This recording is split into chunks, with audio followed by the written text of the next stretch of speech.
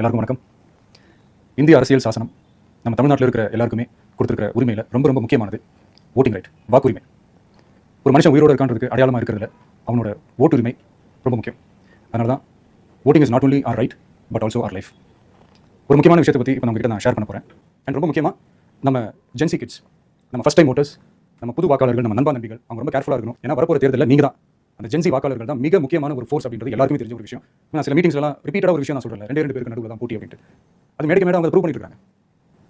அதனால் தோழர்களே, வரப்போகிற தேர்தலில் நம்ம யாருன்னு காட்டணும், நம்ம பலம் என்னன்னு காட்டணும்.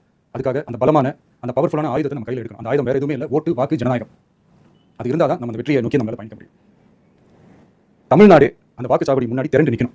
அதை பார்த்துட்டு தமிழ்நாடு தமிழக வெற்றி கழகமா இல்லை தமிழக வெற்றி கழகம் தான் தமிழ்நாடு அப்படின்ற மாதிரி இருக்கணும். வீடுன்னு ஒன்று இருந்தால் தான் ஓடு மாற்ற முடியும்னு அறிஞர் அவர்கள் சொல்லியிருக்காங்க. அந்த மாதிரி ஓட்டுன்னு ஒன்று இருந்தால் தான் இந்த நாட்டையை காப்பாற்ற முடியும்.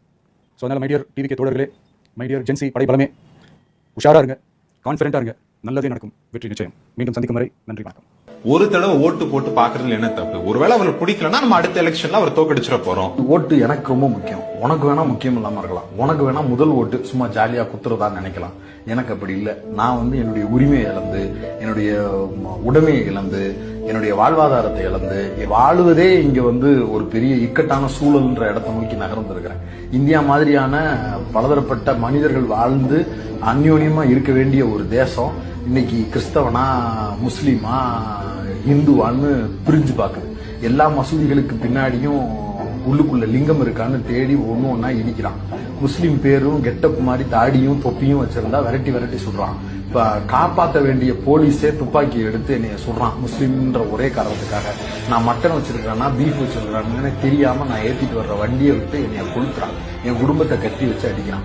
என் பேரு மில்டன் அப்படிங்கறதுக்காகவே நான் இந்த மதத்தை சார்ந்தவன் தான், இந்த இனக்குழுவை சார்ந்தவனா தான் இருப்பேன்னு என் மேல வன்மமான வார்த்தைகளை இவ்வளவு நாள் என்னோடு பழகி கொண்டிருந்த ஒரு சமூகமே அதற்கு எதிரான மனநிலையாக மாற்றப்படுது. இது ஒரு இஸ்லாமியருக்கு நடக்குது, ஒரு கிறிஸ்தவனுக்கு நடக்குது.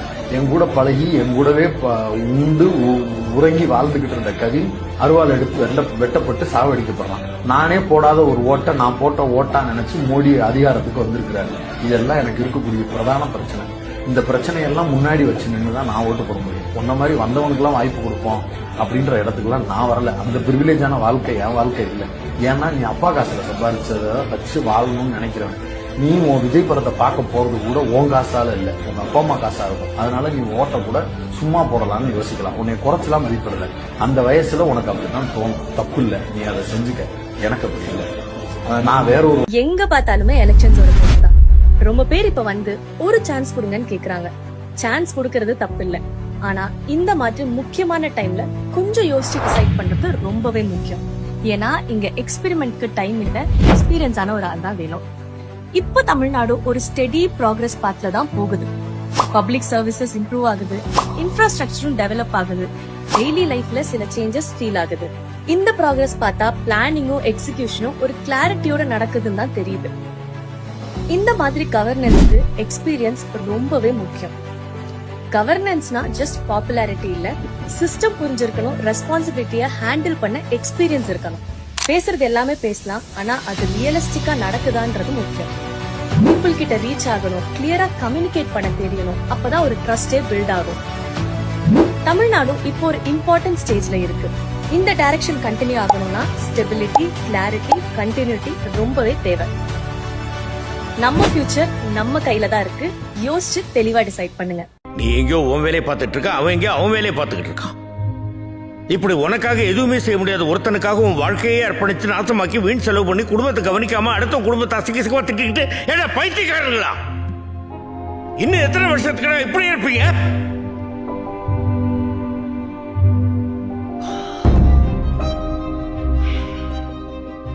நாம இப்படி இருக்கிறதுக்கு என்ன காரணம் தெரியுமா? அடிமத்தனம். நமக்கு எப்பவுமே எவனுக்காவது அடிமையா இருக்கணும். முதல்ல ராஜாக்களுக்கு, அப்புறம் வெள்ளைக்காரங்களுக்கு, இப்ப அரசியல் தலைவர், ஜாதி தலைவர், சினிமா ஹீரோஸ், கிரிக்கெட் பிளேயர், இப்படி எவனுக்காவது எவனை பத்தியாவது பெருமையா பேசி அவனை புகழ்ந்து அவனுக்காக சண்டை போட்டு கடைசி வரைக்கும் ஒரு அடிமை நாய் மாதிரி வாழணும். ஆனா அவனுக்கு நம்மள யாருன்னு கூட தெரியாது. ஏண்டா தெரியாம தான் கேக்குறேன். நாம காசு கொடுத்து படம் பார்க்கறதுனால தானே அவன் அந்த நிலைமையில இருக்கான். அப்ப யார் முதலாளி? நாம தானே. நாம வேகாத வெயில்ல நின்றுட்டு இருப்போம், அவன் ஏசி கார்ல நாயை பக்கத்துல உட்கார வச்சு கட்டி பிடிச்சிக்கிட்டு உன்னை நாயை விட கேவலமா மதித்து பார்க்காத மாதிரி போய்கிட்டே இருப்பான். நீ அவன் காருக்கு பின்னாடி வாழ்க வாழ்க வாழ்கன்னு கையை தட்டிக்கிட்டே ஓடுவ. ஏட்டா உப்பு போட்டு தானே சோறு திங்கிறீங்க?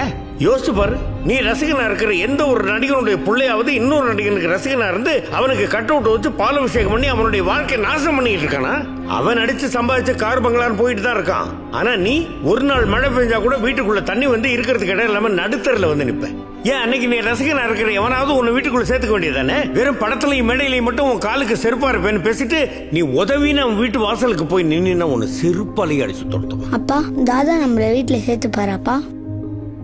செருப்படி.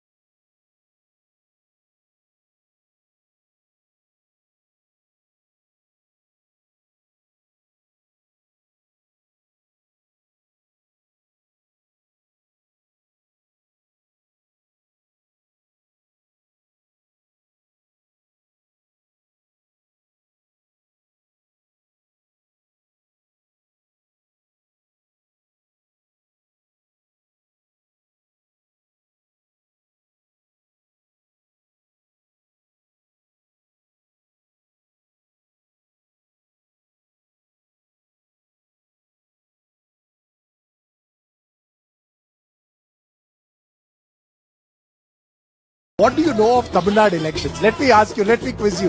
Who is the chief minister of Tamil Nadu? Stalin. What Stalin? Talapati. Everybody calls him Talapati. Whenever if someone is introducing him, he calls him That is, who's Vijay then? I have no idea.